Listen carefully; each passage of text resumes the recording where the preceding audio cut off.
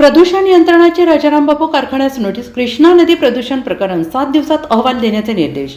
महाराष्ट्र प्रदूषण नियंत्रण मंडळाने दिलेल्या संमतीपत्रात नमूद केलेल्या अटींचे पालन न केल्याने आणि कारखान्याचे सांडपाणी सोडून नदीचे प्रदूषण केल्याबद्दल महाराष्ट्र प्रदूषण नियंत्रण मंडळाच्या कोल्हापूर प्रादेशिक कार्यालयाने राजाराम बापू साखर कारखान्यास कारणे दाखवा ही नोटीस दिली आहे. कायद्याचे उल्लंघन केल्याने तुमचे औद्योगिक उपक्रम का बंद केले जाऊ नये, तुमच्या युनिटचा पाणी वीज पुरवठा खंडित करण्याचे निर्देश सक्षम अधिकाऱ्यांना का दिले जाऊ नयेत याबाबत 7 दिवसात खुलासा मागवला आहे.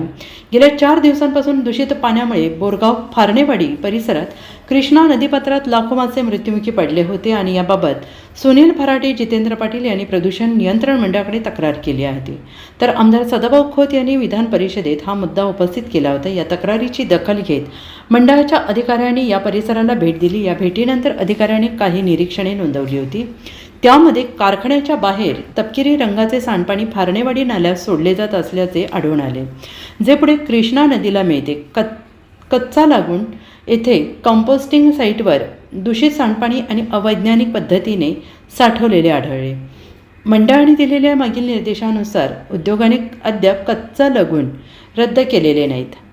20,000 चौरस फूट क्षेत्रफळ असलेल्या कच्चा लगूनमध्ये दूषित सांडपाणी अवैज्ञानिक पद्धतीने साठवलेले आढळल्यावर यावरून नोटीस बजावली आहे.